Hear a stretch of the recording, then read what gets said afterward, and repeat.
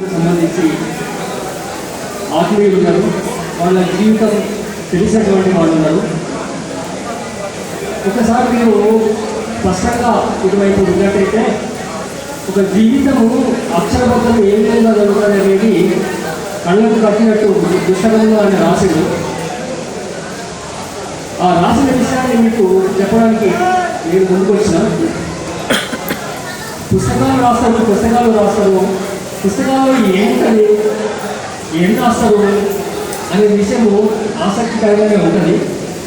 ఆ ఆసక్తికరంగా ఉన్న విషయాన్ని పునాదిగా చేసుకొని నేను వాళ్ళు మీకు రామస్వామి జీవితాన్ని ఈ పుస్తకం ఎట్లా అక్షరబద్ధం చేసిందని విషయాన్ని చెప్పుకొస్తాను.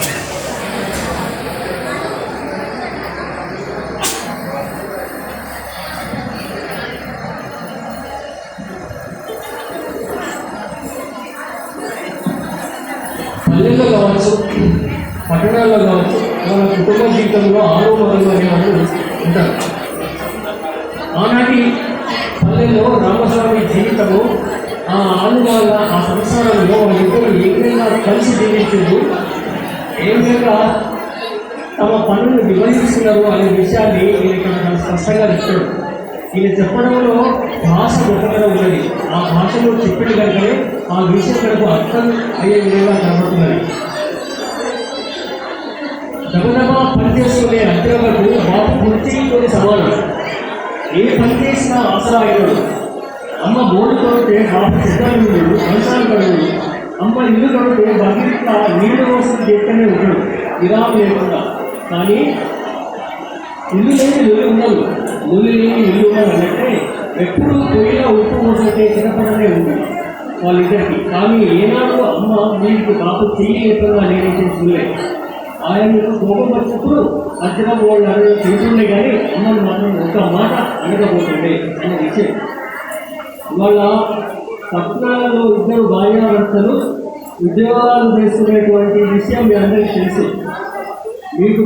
మీరు చూస్తే అర్థమవుతుంది. పట్టణంలో భార్యాభర్తలు ఇద్దరు ఉద్యోగాలు చేసుకునేటువంటి వ్యక్తులు ఏ విధంగా పనిచేస్తున్నారు. ఇద్దరు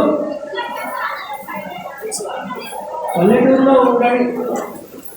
ఈ అజ్రవ రామస్వామి ఇద్దరు కలిసి ఏ విధంగా పనిచేస్తున్నారు అనే దాన్ని వేరే చేస్తే తెలుస్తుంది రామస్వామి ఎంత అడ్వాన్స్గా ఉన్నాడు. ఒక్కరోజు కూడా చేయకనే అపమిటికి చేయకనే అనేటువంటి ఆ వాక్యంలో ఉన్న ప్రజాస్వామ్య స్పృహ దీని వల్ల తెలంగాణ సామాన్యులు ప్రజాస్వామ్యవాది అని చెప్పడానికి నేను ఒక ముందు అడుగు వేసి చెప్పదలుచుకున్నాను. కనుక ఇలాంటి దెబ్బ వేయడు, తల్లి దెబ్బ వేయలేదు. మరి ఆయన దెబ్బ వేసింది ఒకే ఒక దెబ్బ. ఆ దెబ్బ అదే మూలలో అదే చివరైంది. ఆ దెబ్బ కూడా ఎందుకు జరిగింది అనేటువంటి విషయం చాలా ఆసక్తికరంగా ఉంటుంది. పల్లెటూళ్ళలో ఆ రోజున నూతన భూమిని జరిగినటువంటి రోజులు అవి. కోమటైన దగ్గర నుంచి ఆ నూకలు తీసుకొచ్చుకునే క్రమంలో ఈ రామస్వామి అడుగుతుంది. తెల్ల కవర్లో తీసుకొస్తే అందరికి కనబడుతుంది, కలర్ల కవర్ ఇయ్యండి, ఆ కవర్లో నేను నూకలు తీసుకెళ్తాననేటువంటి విషయాన్ని చెప్తాడు. కానీ ఆ కోమటైనే ఉన్న తెల్ల కవర్ మొత్తం వస్తాడు. ఆ తెల్ల కవర్లో రాక ఈయన తెలిసిన వ్యక్తి ఎవరో చూసి నవ్వుతాడు. ఆ నవ్వు ఆయనలో ఎక్కడో ఒక పాత ఆ మాట అట్లా ఉంటూ ఉండగా ఇంటికి వచ్చిన తర్వాత ఊహ సరిపోలేదని సతీష్ ఆగం వేస్తే ఏడిస్తే ఇక దెబ్బ కొట్టాడు. ఆ దెబ్బ కొట్టిన తర్వాత రాత్రి పడుకునే ముందు రామస్వామి అమరావతి మాట్లాడుతున్నాడు. ఆ సన్యాసము నాకు భారతీ కథను గుర్తించుకొచ్చింది. కొడుకులు ఎందుకు వచ్చినా కొడుకు మీద కోపమా కాదు,